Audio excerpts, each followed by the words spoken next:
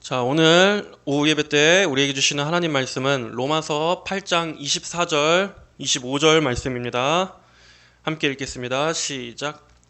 우리는 이 소망 가운데서 구원을 받았다. 그러나 보이는 소망은 소망이 아니니 보는 것을 누가 바라겠느냐? 만일 우리가 보지 못하는 것을 바란다면 인내하며 기다려야 한다. 아멘. 자, 오늘은 로마서 8장 24절, 25절 말씀으로 보이지 않는 소망이 어떻게 유익이 될 수 있는가에 대해서 하나님 말씀을 전하겠습니다. 자, 우리는 지난 시간에 피조 세계의 타락과 만물의 회복에 대해 살펴보았습니다.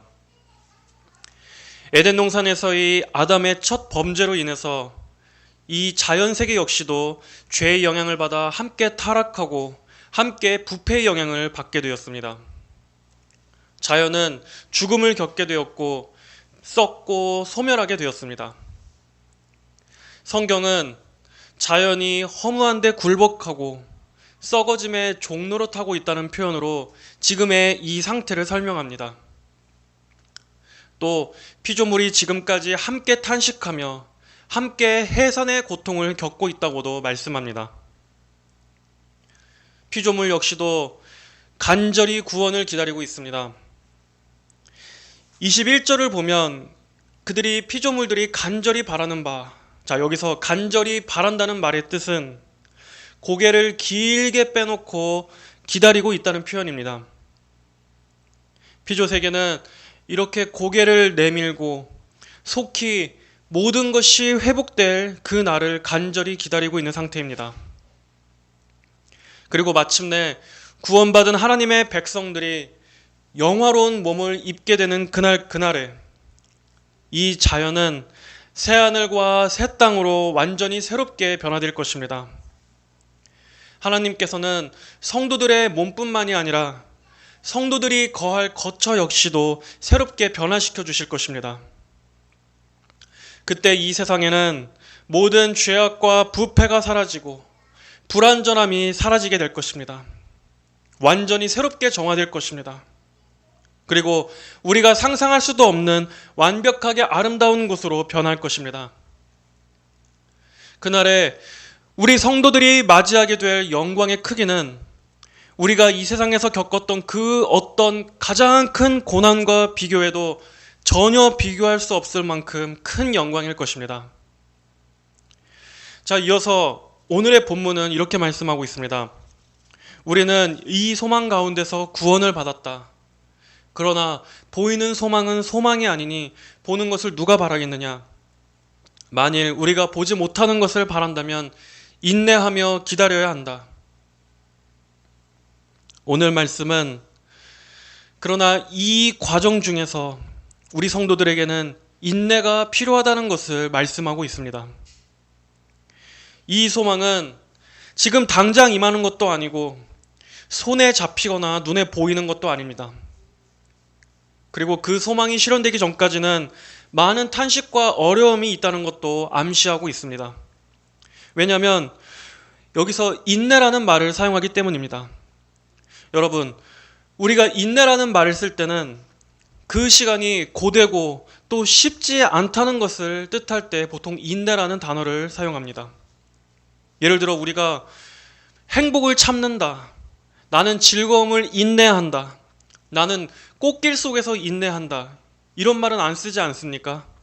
그러므로 인내한다라는 말은 그 과정 중에서 시련이 있고 또 때로는 힘든 시간들이 있다라는 것을 암시하고 있는 표현입니다.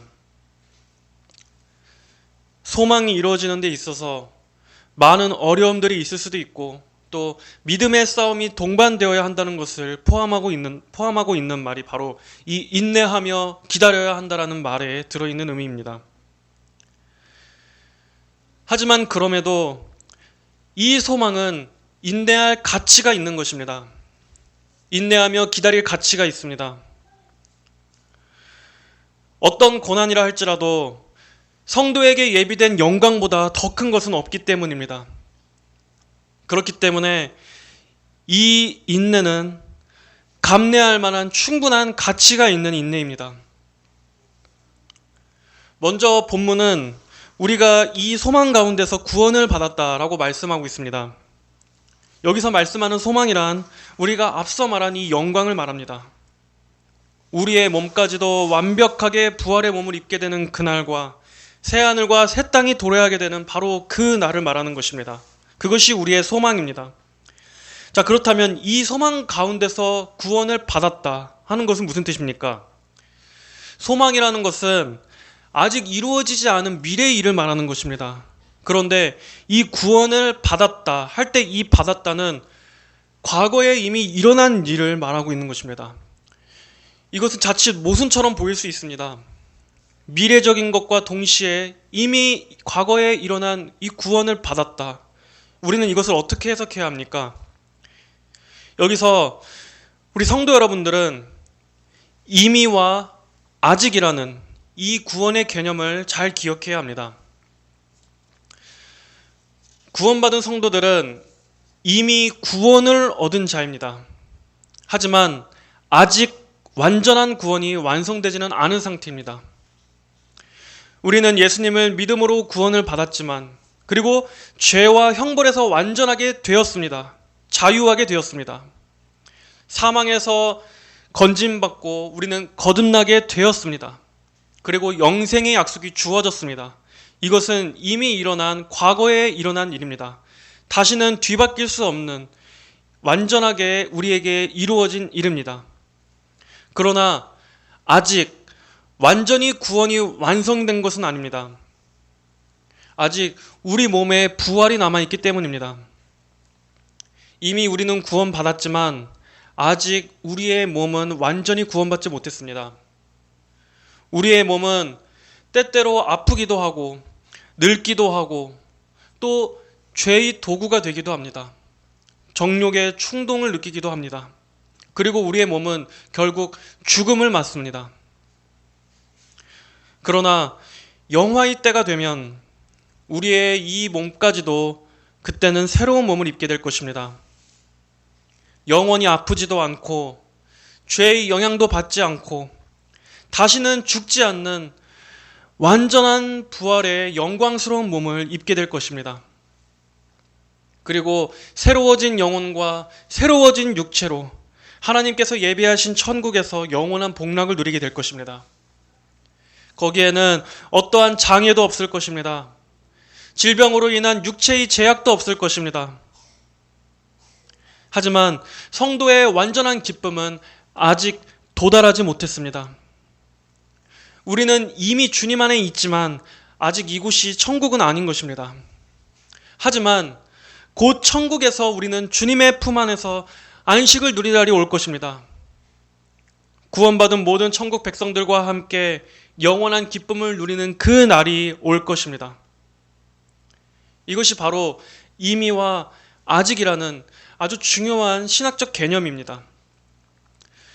우리가 소망 가운데서 구원을 받았다는 말씀은 장차 이루어질 그 소망을 계속 바라보고 기대함으로써 우리의 구원은 점점 더 견고해지고 더욱더 굳건하게 유지될 것이라는 뜻입니다. 우리가 소망을 바라보며 계속해서 인내할 때 마침내 이 소망 가운데서 구원의 완성을 보게 된다는 것입니다. 그러나 보이는 소망은 소망이 아니니 보는 것을 누가 바라겠느냐? 만약 우리가 보지 못하는 것을 바란다면 인내하며 기다려야 한다. 여기서는 소망이 보이지 않는다고 말씀하고 있습니다. 이 소망은 우리 육신의 눈으로는 보이지 않는 소망입니다. 하나님께서는 많은 중요한 것들은 우리가 눈으로 보고 믿게끔 하시지 않으셨습니다. 오히려 오직 믿음의 눈으로만 볼 수 있게끔, 믿음으로만 볼 수 있게끔 가려놓으셨습니다. 예를 들어 하나님의 존재도 그렇습니다. 우리가 무슨 하나님의 존재를 눈으로 봐서 믿었습니까? 믿음도 그렇고 또 구원에 대한 것들도 그렇고 이들 중 단 한 가지라도 우리가 육신의 눈으로 보고 믿은 것이 아닙니다. 왜 하나님께서는 이 소망을 눈에 보이는 형태로 주시지 않으셨을까요? 예를 들며 무슨 환상을 보게 해주신다거나 또 눈에 뭔가 번쩍이는 확실한 보증을 주신다거나 우리가 확실하게 붙잡을 수 있는 어떤 무슨 증거를 주신다거나 하셨으면 차라리 우리가 믿기 쉬웠을 텐데 하나님께서는 그런 식으로 하시지 않으셨습니다. 왜 하나님께서는 이 성도에게 가장 위로와 힘이 되는 이 소망을 왜 눈에 보이는 형태로 증거하시지 않으셨습니까? 그것은 우리가 믿음으로 살도록 하시기 위해서입니다. 무엇을 믿는 것입니까? 하나님을 믿는 것입니다. 그리고 약속을 주신 하나님의 성품을 신뢰하며 믿는 것입니다. 성도의 일생에서 우리가 믿음으로 살도록 이 소망을 당장 눈에 보이는 그러한 것으로 주시지 않으셨습니다. 우리가 붙잡을 수 있는 것은 오직 말씀에 기록된 이 약속들과 그리고 신실하신 하나님의 성품뿐입니다. 우리 생각에는 하나님께서 뭔가 더 확실하게 붙잡을 만한 거리라도 주셨다면 차라리 더 잘 믿을 텐데 하는 생각이 들 수도 있습니다. 이렇게 막연하고 멀게 이렇게 막연한 소망을 주시지 말고 우리가 좀 더 눈으로 확실하게 보고 믿을 수 있도록 뭔가 보여주셨으면 얼마나 좋을까 하는 바람도 있을 것입니다. 하지만 하나님께서는 그러시지 않으셨습니다. 여기에는 하나님의 지혜가 있으실 줄로 믿습니다. 만약 우리가 눈으로 볼 수 있게끔 소망을 주셨다면 우리는 어떻게 했을까요? 우리가 과연 더 잘 믿을 수 있었겠습니까? 하나님께서 원하시는 방식대로 우리가 믿게 되었겠습니까? 저는 전혀 그렇게 되지 않았을 거라 생각합니다. 만약 하나님께서 소망을 눈에 보이는 뭔가 확실한 증거로 남겨주셨더라면 우리는 소망을 주신 그 하나님을 바라보기보다는 그냥 그 소망 자체, 그 상급 자체를 사랑했을지도 모릅니다. 우리에게 영광을 예비하신 분을 사랑하기보다는 우리에게 주어질 그 영광 자체에만 눈이 멀어서 오히려 하나님에 대한 생각은 하지 않았을지도 모릅니다. 그렇다면 우리는 마치 사은품 자체를 기대하는 것이지 하나님을 기대하는 것은 아닐 것입니다. 그런 방식은 참된 믿음의 방식이 아닙니다. 하나님을 믿는다는 것은 무엇입니까? 하나님을 신뢰하는 것입니다.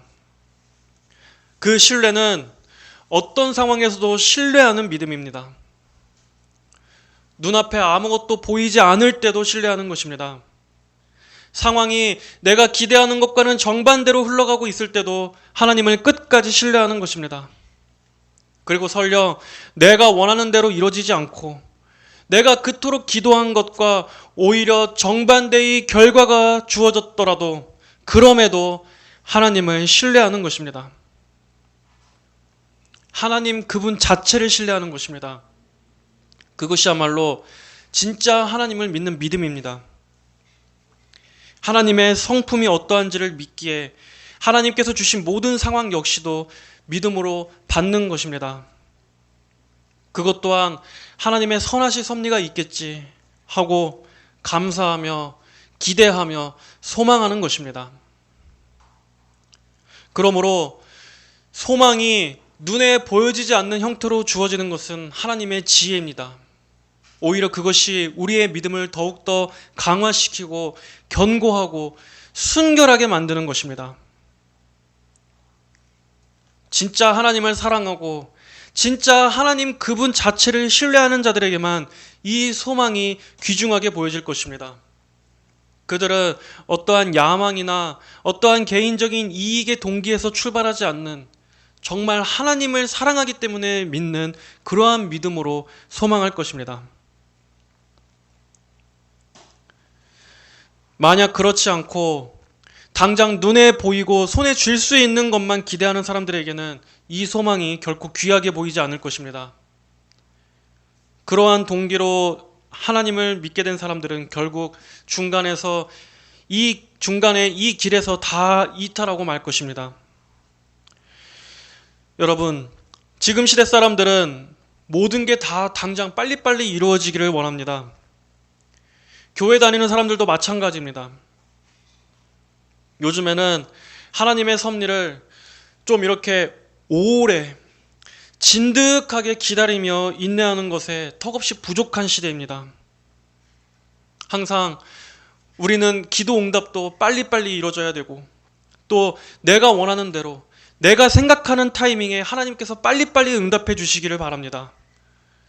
내 계획, 내 예측이 딱 서 있고 거기에 딱 맞춰서 하나님께서 기적적으로 일해 주셔야 한다는 생각을 우리는 믿음이라고 착각하며 교회를 다니고 있습니다. 하지만 그게 얼마나 어린아이 같은 신앙입니까? 하나님께서 내가 원하고 내가 기대하는 대로 응답해 주시면, 아, 하나님 정말 사랑해요. 하나님, 우리 주님 너무 사랑해요. 막 이랬다가 하나님께서 우리의 기대와 어긋나게 반대로 역사하시면, 하나님, 아니 저한테 왜 이러십니까? 이렇게 하면서 횡 돌아서 버리고, 이러한 신앙들은 사람으로 치자면 정말 4~5살 먹은 어린애들이 떼쓰는 것과 조금도 다를 바가 없는 것입니다. 만약 하나님께서 보시기에 우리에게 정말 급하게 필요한 일이라면 설령 우리가 그것을 미처 대처하지 못했더라도 하나님께서 미리 먼저 앞서가셔서 길들을 다져 놓으시고 이끌어 가시는 분이십니다. 하지만 또 반대로 하나님께서 보실 때 아직 오랜 시간 동안 기도가 필요하고 인내가 필요한 일들은 우리가 아무리 애가 타고 조급하더라도 하나님의 때까지 계속 늦추시는 때도 있습니다. 그것은 하나님께서 우리를 무슨 괴롭히시는 악취미가 있으셔서가 아니라 그 시간들을 통해서 우리에게 훈련시키시고 가르쳐 주시고자 하시는 바가 있기 때문입니다. 우리는 그 시간들을 통해서 인내를 배우게 됩니다. 눈에 보이지 않고 손에 잡히지 않고 귀에 들리지 않는다 할지라도 하나님을 믿는 그 믿음 하나만으로 우리가 그 긴 시간을 보내야 하는 이유가 있기 때문입니다. 그 시간들을 통해서 우리가 충분히 연단 과정을 거치게 하시기 위해서 하나님께서는 어떨 때는 정말 우리가 아무리 매달리고 쥐어짜도 우리의 기도대로 안 들어주실 때도 있습니다. 우리가 그런 과정 속에서 결국 우리의 고집을 꺾고 또 우리의 뜻도 내려놓고 전적으로 정말 하나님께 주권을 내어드릴 때까지 계속 기도하게 하시고 무릎 꿇게 하시고 끙끙 앓게 하시는 것도 하나님의 사랑의 섭리라는 것을 우리 성도분들은 아셔야 합니다. 하나님께서는 사랑하는 성도라 할지라도 그 성도들의 개인의 삶 속에서 이러한 여러 가지 방식으로 우리들을 이끌어 주셔서 우리가 보지 않고 믿는 믿음, 하나님만을 신뢰하는 믿음으로 신앙생활을 하도록 우리 성도들을 성숙하게 만드시는 것입니다. 출애굽기에서 모세가 눈앞에 있는 홍해 바다 앞에서 뒤에는 애굽의 군대가 급하게 쫓아오는데 앞에는 무서운 바다가 있고 온통 사면 초가였을 때, 그리고 백성들은 하나같이 모세를 원망했지만 그때 모세는 어떻게 말했습니까? 두려워하지 마라. 가만히 서서 여호와께서 오늘 너희를 위해 행하시는 구원을 보아라. 여호와께서 너희를 위해 싸우실 것이니 너희는 잠잠하여라. 이렇게 외치지 않았습니까? 우리 안에 있는 이 불신앙은 어렵고 급한 상황이 되면 하나님의 약속을 믿지 않고 마치 이 이스라엘 백성들처럼 우리의 마음 안에서 아우성칩니다. 하지만 그럴 때마다 우리는 하나님의 신실하심을 바라봄으로써 우리 안에 그 불신앙의 아우성을 잠잠하게 만들어야 합니다. 두려워하지 마라. 가만히 서서 여호와께서 오늘 너희를 위해 행하시는 구원을 보아라. 여호와께서 너희를 위해 싸우실 것이니 너희는 잠잠하여라. 이렇게 우리 자신에게 설교해야 하는 것입니다. 우리 자신에게 믿음으로 외쳐야 하는 것입니다. 잠잠하자. 가만히 서서 하나님께서 행하시는 구원을 보자. 하나님께서 나를 위해 싸우실 것이다. 이렇게 성경은 우리가 보지 못하는 것을 바란다면 인내하며 기다려야 한다고 말씀하고 있습니다. 인내. 성도 여러분, 참된 신앙의 특징 중 하나는 바로 인내입니다. 지속적인 인내, 그리고 어떤 상황에서도 끝까지 견고한 이 인내야말로 그 신앙이 정말 참된 신앙인가, 그 믿음이 정말 진짜 믿음인가를 드러내주는 가장 중요한 표지입니다. 저는 뛰어난 지식이 있는 사람이나 또 어떤 강력한 성령의 역사가 나타나는 사람, 그런 사람은 하나도 부럽지 않습니다. 오히려 신앙생활하면서 제가 점점 정말 존경스럽고 부럽다라는 생각이 들게끔 만드는 사람은 정말 신실하게 인내하는 그리스도인, 그런 성도분이 저는 가장 존경스럽습니다. 저 역시도 그런 그리스도인이 되기를 원합니다. 항상 어떠한 상황에서든지 동요하지 않고 초조해하지 않고 항상 한결같이 인내하며 하나님을 신뢰하는 그러한 믿음. 그 어떤 대단한 은사보다도 가장 중요한 것은 항상 꾸준히 주님을 사랑하는 것입니다. 한결같이 사랑하고 한결같이 주님을 신뢰하는 것입니다. 어떠한 상황에서도 항상 하나님께 감사하고 항상 흔들리지 않고 주님을 바라보며 기도하고 늘 같은 믿음으로 순종하고, 이러한 것이야말로 우리가 세상의 그 어떠한 놀라운 은사보다도 가장 구해야 할 중요하고 필요한 덕목이라고 생각합니다. 우리는 인내함으로써 기다려야 합니다. 우리 성도들의 인내는 세상이 말하는 인내와는 다른 것입니다. 이 세상 사람들 역시 자신의 명예를 위해서 인내하기도 하고 또 어려움 뒤에 맞게 될 달콤한 열매를 기대하며 현재의 어려움들을 참기도 합니다. 그들도 미래에 맞이하게 될 기쁜 날, 그것이 성공의 날이든 또 어떠한 기대하는 바가 이루어지는 그러한 고대하는 것이든 이 세상 역시도 소망합니다. 그러나 성도들이 인내하는 것은 세상의 그런 인내와는 다른 것입니다. 우리 성도들이 기대하는 소망은 영원한 것입니다. 성도들이 기대하는 그 기쁨도 영원한 것입니다. 세상도 마찬가지로 역시 그들도 기쁨의 날을 기대하지만 기껏해야 그들이 바라던 그 기쁨은 이 세상에서 마지막에 잠깐 누리다가 없어질 것들입니다. 고생해서 아무리 위대한 업적을 성취했다고 해도 그래봤자 인생 7, 80 살다가 끝나는 거 아니겠습니까? 어떤 바라는 목적을 위해서 평생을 헌신하고 애쓴다 할지라도 결국 죽어버리면 다 허무하게 끝날 뿐입니다. 죽은 뒤에 내 이름이 유명해지면 뭐합니까? 내 이름이 후대에까지 알려지면 뭐합니까? 내가 죽어서 지옥에 가 있는데 그 모든 명예가 지금 지옥에 떨어진 나에게 무슨 의미가 있습니까? 살아생전에 내가 천재였다든지 내가 전설이었다느니 하는 이러한 것도 다 무슨 의미가 있겠습니까? 이처럼 세상의 영광이라는 것은 다 허무한 것입니다. 세상의 소망이라는 것도 결국 한때일 뿐입니다. 유한하고 내 영원한 운명에 있어서 그것들은 아무런 도움도 줄 수 없는 것들입니다. 하지만 우리 성도들의 소망은 그렇지 않습니다. 비록 우리들의 소망은 지금은 눈에 안 보입니다. 그리고 사람들도 다 하찮게 여기고 무시할 수도 있습니다. 성도들의 신앙과 소망에 대해서 이 세상은 조롱하고 비웃기도 할 것입니다. 하지만 나중에는 무엇이 정말 참된 소망이었는지 모든 이들 앞에 환하게 드러날 것입니다. 그때는 믿지 않는 사람들에게도 그리고 마귀 앞에도 이 세상 모든 이에게 우리의 그 소망이 실현되는 그것이 환하게 드러나서 모든 이들에게 그 영광의 소망이 비춰질 것입니다.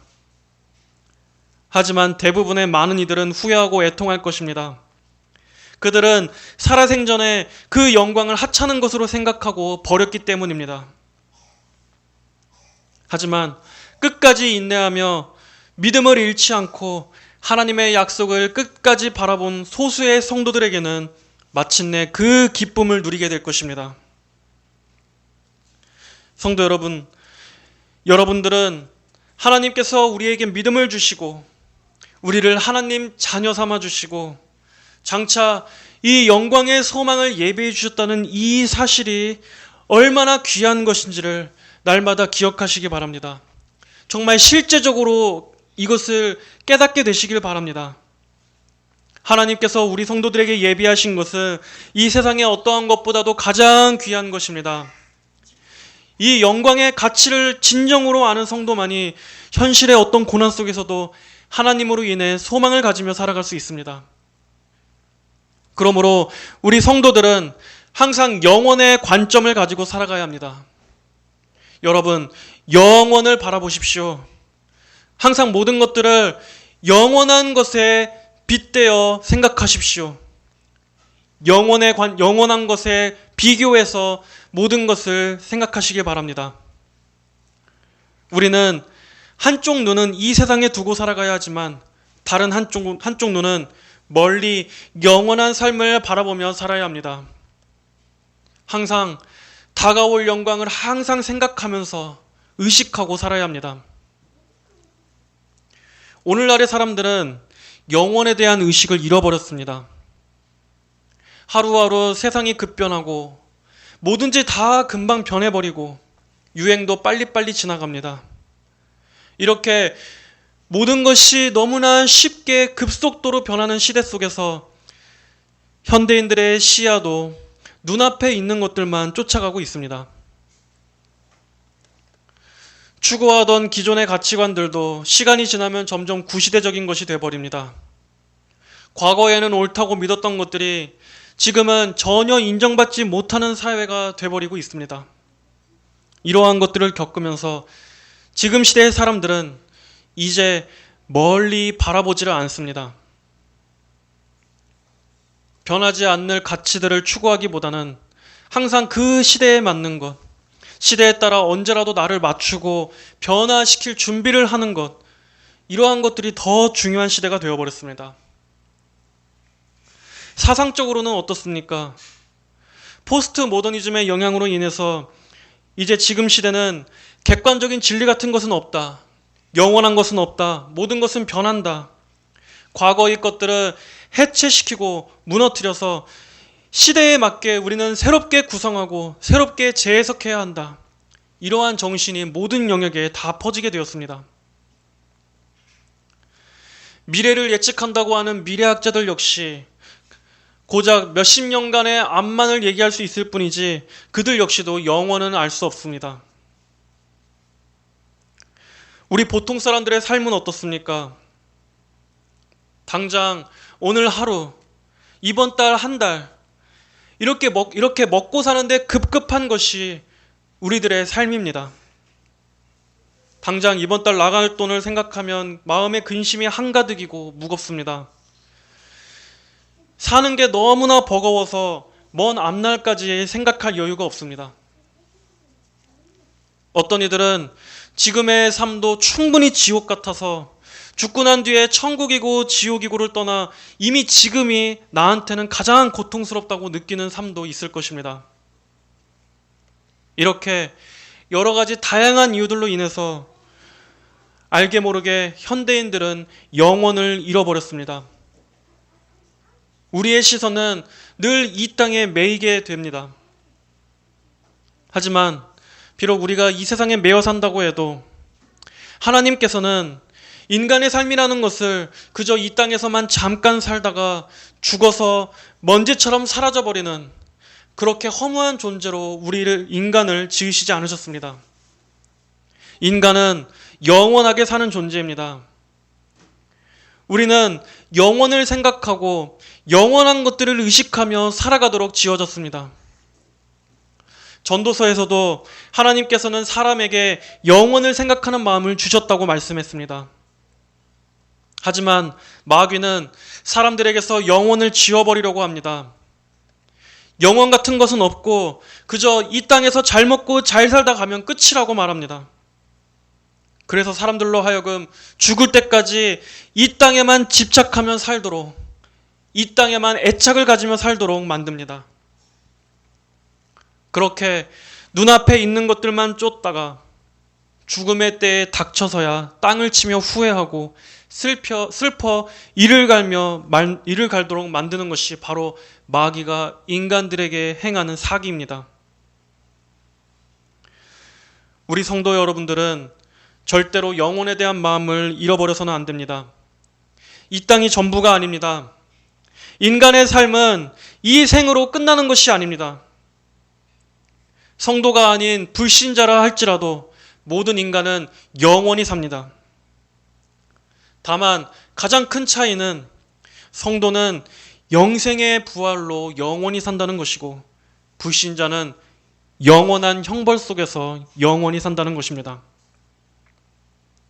모든 사람은 인간의 삶이 죽음 이후에도 계속 이어진다는 것을 알아야 합니다. 그리고 그때 나는 어디에 있게 될까 하는 문제를 진지하게 생각해 봐야 합니다. 가끔 어떤 분들의 이야기를 보면 이런 분들이 있습니다. 저는 이 임종을 앞두고 있는 사람들의 이야기나 죽음을 앞두고 있는 사람들의 이야기, 죽음에 관한 이러한 다큐 영상들 보는 거를 자주 보는데, 예를 들면 큰 병을 앓거나 또 사고로 인해서 거의 죽기 직전까지 갔다가 다시 병세가 회복돼서 겨우 살아난 분들, 그러한 분들의 이야기를 종종 보게 됩니다. 그런 분들은 인생에 있어서 정말 두 번째 새 생명을 얻은 것 같이 기쁘고 감사할 것입니다. 정말 얼마나 감사하겠습니까? 우리도 몸이 아팠다가 회복되면 내가 이렇게 걸을 수 있고, 내가 정말 이렇게 내 손으로 밥을 떠먹을 수 있고, 내가 이렇게 뛸 수 있는 게 새삼스럽게 정말 감사하고 행복하지 않겠습니까? 그런데 죽음 직전까지 갔다가 다시 살아나신 분들의 기쁨은 오죽하겠습니까? 정말 참 기쁘고 축하할 일입니다. 그런 분들의 소감을 보면 보통 이렇게 말합니다. 정말 삶이 얼마나 감사한지를 느꼈다. 정말 이 삶의 소중함에 대해 느꼈다. 그리고 가족들한테 정말 소중히 대해줘야겠다고 생각하게 됐다. 많은 부나 명예가 중요한 것이 아니라 정말 아주 일상적인 것들, 정말 곁에 있는 가족들이 얼마나 중요한가를 깨닫게 됐다. 작은 것에 감사하고 살아야겠다. 이렇게 말씀들을 하곤 합니다. 하지만 아이러니한 것은 그러한 분들 중 어느 누구도 죽음 이후의 내세에 대해서 생각해 보게 되었다라고 말하는 것은 한 번도 제가 못 본 것 같습니다. 예를 들어 그러한 분들 중에서 내가 죽음 앞에 임박해 보니 정말 내가 죽으면 어디로 갈까 하는 생각을 해보게 되었다. 앞으로 이렇게 다시 얻게 된 이 두 번째 삶에서는 살아생전에 내가 영혼의 구원에 대해서, 그리고 죽음 이후의 내세에 대해서 준비하는 삶을 살아보도록 하겠다. 이렇게 말씀하는 분들은 한 번도 제가 보지를 못했습니다. 이렇게 인간은 하나님께서 그 감겨진 눈을 뜨게 해주시지 않으면 설령 죽음의 바로 앞까지 갔다 오더라도 영생을 바라보지 못합니다. 눈이 감겨 있어서 전혀 깨닫지를 못하는 것입니다. 이것이 인간의 어두움입니다.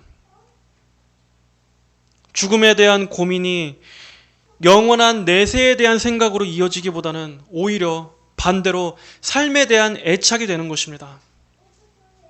물론 삶은 소중한 것입니다. 건강한 삶은 복된 것입니다. 건강한 삶은 인간의 근원적인 갈망입니다. 큰 병세에서 회복돼서 건강을 회복하게 된 것은 너무나 축하할 일입니다. 하지만 그런 경험들을 통해서 하나님께서 깨닫게 하시고자 하는 게 삶에 대한 애착이나 내 인생 또는 가족들의 소중함, 그것만이 다는 아닐 것입니다. 하나님께서 그런 계기들을 통해서 깨닫게 하시려는 것은 무엇이었겠습니까? 하나님 만날 준비를 하라는 것입니다. 그리고 죽음 이후에 영원한 삶이 있다는 것입니다. 내가 죽으면 나는 어디로 가게 될까 하는 이 문제를 진지하게 대면해 보게끔 하시는 것입니다. 사람은 결국 죽게 됩니다. 그때는 가족이든 내가 아무리 사랑하는 그 누구든 나와 함께 해줄 수 없습니다. 오직 나 홀로 죽음 이후에 그 세계로 걸어가게 됩니다. 그리고 그곳은 알 수 없는 미지의 세계가 아닙니다. 모든 사람은 하나님 앞에 홀로 서게 될 것입니다. 하나님의 심판대 앞에 서게 돼서 살면서 행했던 모든 말과 행위가 하나님의 눈앞에 하나도 남김없이 드러나게 될 것입니다. 참된 깨달음은 무엇입니까? 하나님에 대해서 깨닫게 되는 것입니다. 하나님이란 분에 대해서 생각하게 되고 영생에 대해서 고민해 보게 되고 이러한 깨달음으로 이어져야 합니다. 죽음 앞에까지 갔다 와도 결국 배우고 오는 것이 삶에 대한 애착뿐이라면 그것은 삶 자체를 우상으로 삼는 것밖에 안 됩니다. 안타깝지만 삶에 대한 강렬한 사랑도 얼마든지 우상이 될 수 있습니다. 세상은 그런 삶을 열정이 있고 열심히 산다고 말할지 모르지만 하나님 없이 삶을 열심히 살아가고 삶을 사랑하는 것도 우상 숭배입니다. 이렇게 인간의 일생은 일평생 속는 인생입니다. 마귀에게 속고 죄에 속고 세상의 정신들에 속고 그럼에도 속는 줄도 모르고 끌려다니다가 마지막에 가서야 깨닫게 되는 것이 죄로 타락한 인간의 비참함, 인간의 어두움입니다. 죽음 이후뿐만이 아닙니다. 구원이 단순히 죽음 이후의 문제만을 다루는 것이라면 우리는 느긋하게 살다가 그저 늙어서 죽기 직전쯤에나 믿으면 될 수도 있습니다. 그리고 단지 죽음 이후의 문제만이라면 이렇게 우리가 살면서 이 생활, 우리의 현재적인 삶에 대해서 이렇게 강하게 권면하거나 촉구할 필요도 없을 것입니다. 하지만 구원은 지금 이 현세의 삶과도 관계 있습니다. 구원받지 못한 채 하나님의 진노와 저주가 그 위에 드려진 인생과 반면에 하나님과 화목하게 되어 모든 불화와 저주가 없어지고 죄사함마다 주님과 사랑의 관계로 바뀐 이러한 성도들의 인생과는 이 두 인생에는 엄청난 차이가 있는 것입니다. 오직 성도에게만 참 소망이 있습니다. 죽음 이후에도 소망이 있는 사람들은 우리 그리스도인밖에 없습니다. 세상의 어떤 소망들도 결국 늙음 앞에서는 슬퍼할 수밖에 없습니다. 죽음 앞에서 두려워할 수밖에 없습니다. 인생이 저물고 점점 약해져 가고 또 사라져 간다는 것에 대해 쓸쓸함을 느낄 수밖에 없습니다. 세상에 그 어떠한 소망이 있다 할지라도 이러한 피할 수 없는 섭리 앞에서는 다들 슬퍼하고 씁쓸해할 수밖에 없습니다. 하지만 우리 성도들의 소망은 그렇지 않습니다. 우리의 소망은 시간이 지날수록 점점 더 구체화되고 확실해지는 소망입니다.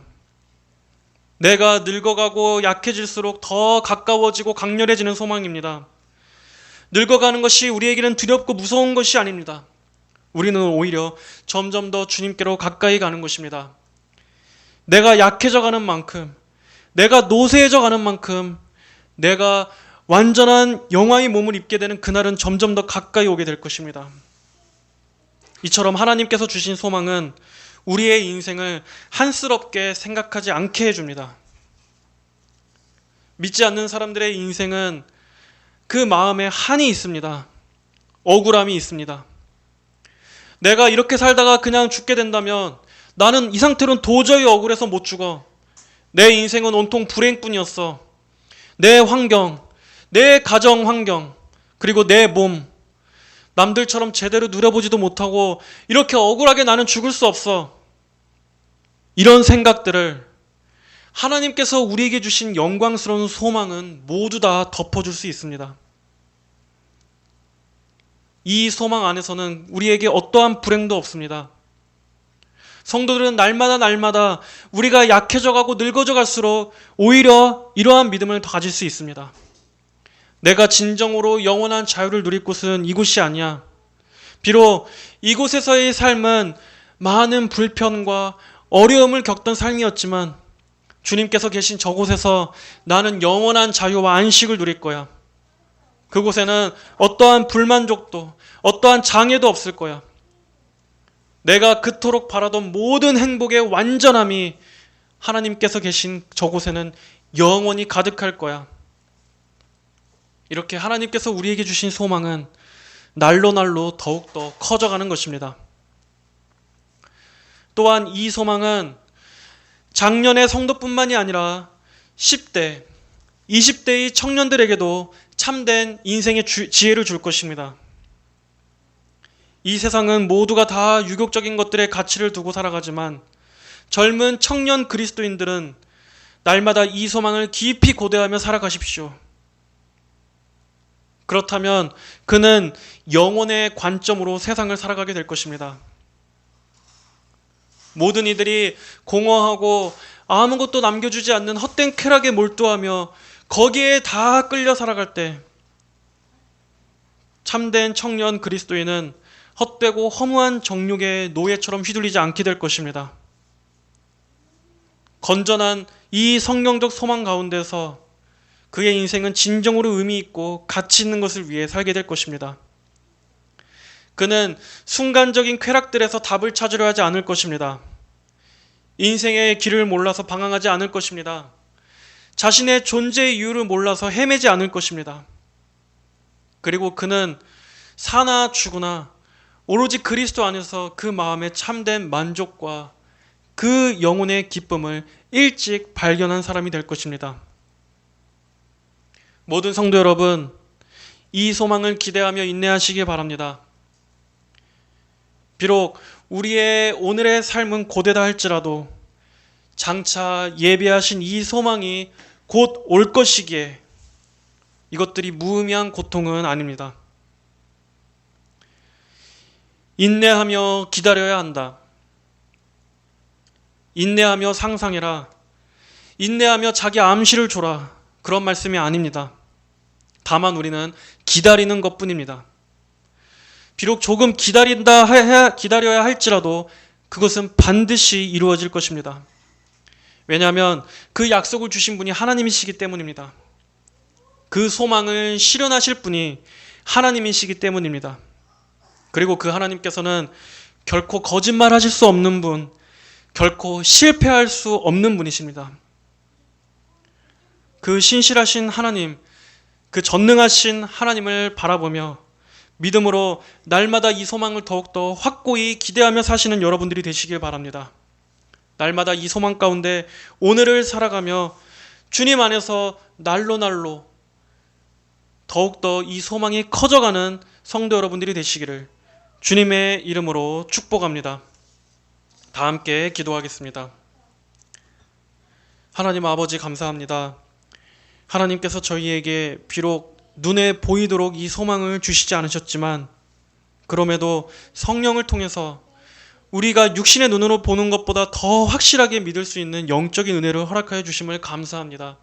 그리고 무엇보다도 예수 그리스도의 십자가가 그 십자가의 구원의 사역이 아버지 우리의 그 모든 소망을 확실하게 이루어 주시는 보증이 되는 줄로 믿습니다. 현재의 삶이 고되고 지치다 할지라도 하나님께서 예비하신 그 영원한 영광에 비한다면 아무것도 아닌 줄로 믿습니다. 이 세상의 모든 고난과 슬픔들을 다 덮고도 그것들이 다 잊혀지고도 남을 만큼의 큰 복락과 기쁨을 하나님의 자녀들을 위해서 친히 예비해 두셨음을 믿습니다. 하나님 날마다 저희가 더욱더 온전한 길로 걸어갈 수 있도록 인도하여 주시옵고 언제나 주님을 사랑하고 또 주님께만 시선을 고정하며 살 수 있도록 인도하여 주시옵소서. 영화의 상태에 이르러 주님께서 계신 저 천국에서 영원한 기쁨을 맞이하게 되는 그 날이 하루속히 오기를 간절히 원합니다. 감사드리며 예수님의 이름으로 기도드립니다. 아멘.